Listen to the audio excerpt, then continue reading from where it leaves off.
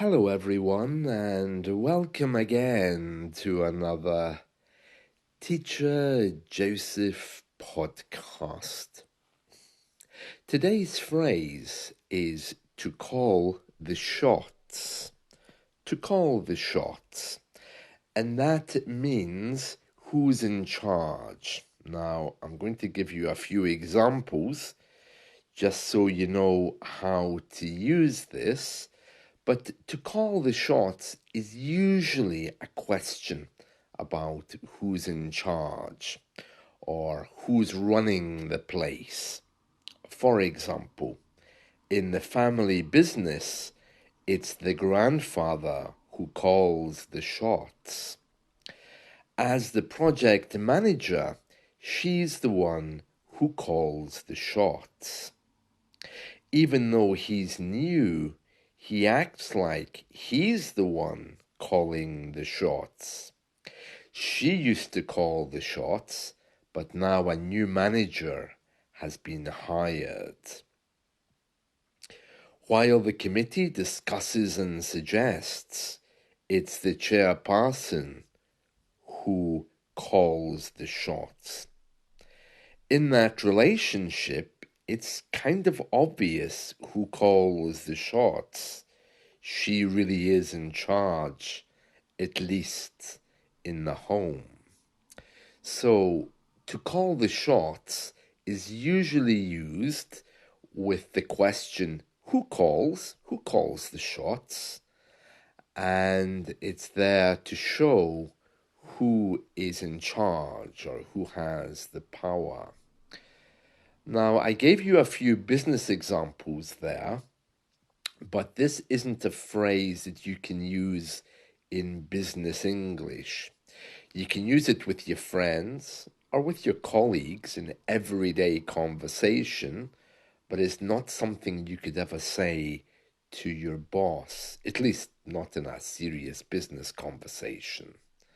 Okay, so the way you would hear this usually is on TV.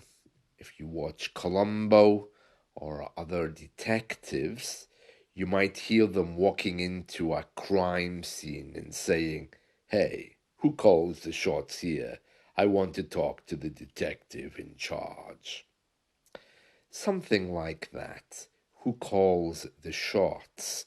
You can imagine as well, perhaps in a John Wayne cowboy movie, where John Wayne swaggers into the bar and says, "I want to speak to the pub manager."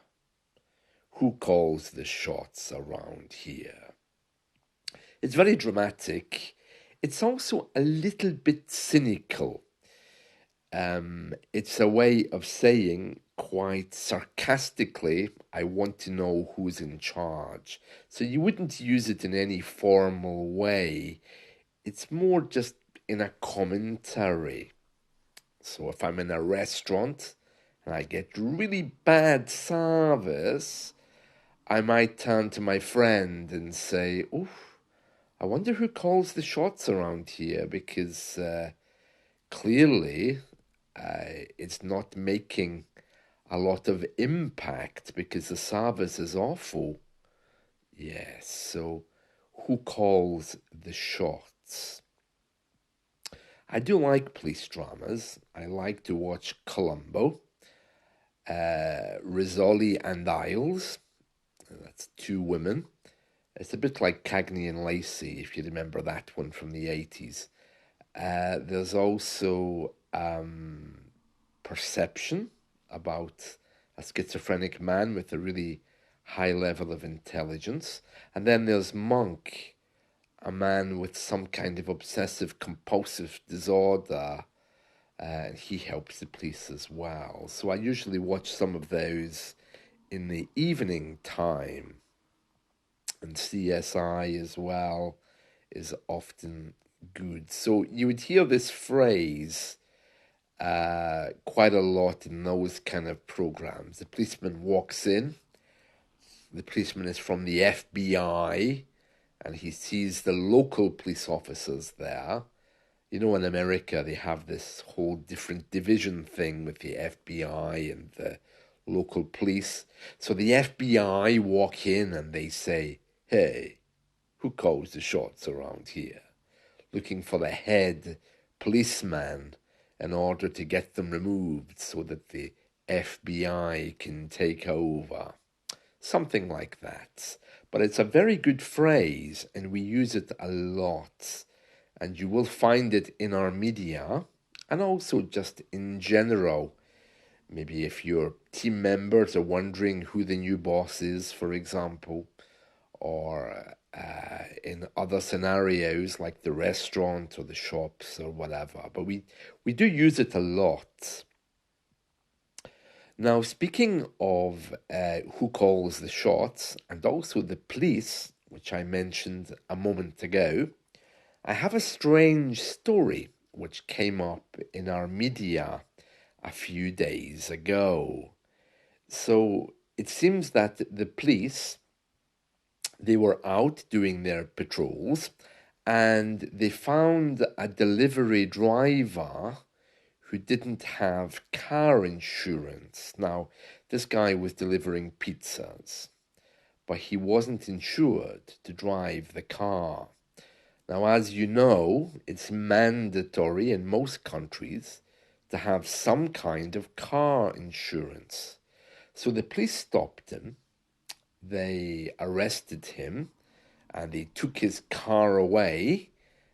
When they confiscate your car like that, it means that they impounded it. So they took his car away and they placed it in obviously a car storage place until they can find out exactly what happened. But then the strangest thing, the police, they went and did all his deliveries for him. And in this news story that I read, people would open the door, see two policemen standing there, and be very confused because, well, why is a policeman delivering my pizza? And should I give them a tip? You know, British people always worry about that, about how to pass tips, you know, the extra bit of cash you give the delivery driver. Well, for me, I'd be more worried about the policeman standing there than whether I should give him a tip. But anyway, these police officers continued to do this man's delivery. And they went round the whole night delivering all of the pizzas that this man was delivering. Now, you might think that's a little bit strange, but I want to tell you that our police are actually very, very approachable and very friendly. In recent years, they've been getting a bit of a bad reputation because it's been discovered that some of them haven't really been as honest as we thought. But in general, you should not be afraid if you see a policeman. It's a symbol of safety, it's a symbol of security, and it should make you feel good if you see a policeman, and he's there to help you. I remember a story I read a few months ago about a policeman, and he stopped to help a man who was repairing his car on the motorway. And the policeman drove the man 400 miles to get home. Can you imagine? So the policeman said, "Oh, don't worry, we'll get your car. I'll take you home." And he drove 400 miles with this guy to take him home. So that shows you just how good our police actually are. Now, because some of them, it's been discovered, are a little bit dishonest. There was one, I think, last year who murdered someone. The police always tell us now that if a policeman comes and asks you something and he's alone, if you don't trust him, you have a perfect right to say, wait a minute, I just need to call the police to check that you're on duty.